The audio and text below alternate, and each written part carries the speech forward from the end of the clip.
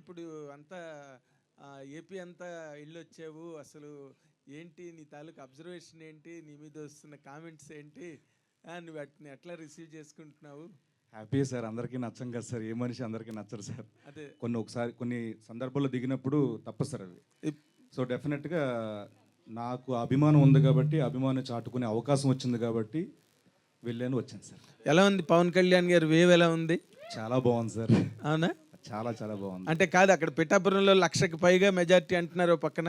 అవును సార్, అవునా? అన్నాను కదా సార్ ఆల్రెడీ. అదే అంటున్నా. అంటే అంటే నార్మల్గా మీరు ఫీల్డ్ లెవెల్లో తిరిగి వచ్చారు కాబట్టి మీ మాట బాగా క్యారీ అవుతుంది ఇప్పుడు యాస్టీస్గా. నువ్వు అది కొంచెం స్పష్టంగా చెప్పాలి. అవును సార్, నిజంగానే. అంటే నేను 1,00,000 మెజారిటీ అని అన్నావంటే అక్కడ అంత బాగుంది కాబట్టి, ఆ వేవ్ అంత బాగుంది కాబట్టి ఆ మాట వచ్చింది సార్. ఓకే.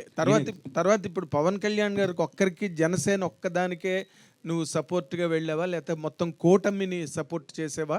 ఎట్లా? నేను అనకాపల్లి వెళ్ళాను సార్, తర్వాత కాకినాడ రూరల్ తిరిగాను సార్, తర్వాత పిఠాపురం తిరిగాను సార్. మళ్ళీ ఓకే. ఈ యాక్షన్ అండ్ రియాక్షన్స్లో ఏది ఎక్కువగా స్ట్రాంగ్ ఎడ్జ్లో ఉంది, ఏది రేపు గవర్నమెంట్ ఫామ్ చేస్తున్నదని నీకు అనిపించింది?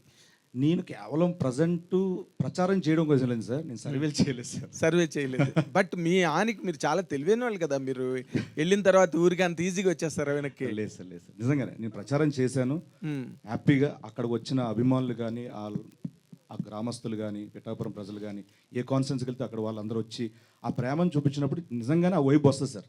ఇక్కడ భారీ మెజారిటీ రాబోతుంది, ఇక్కడ గెలుస్తారు పక్కగానే, అది చూశాను sir. Very nice, very nice. Thank you sir.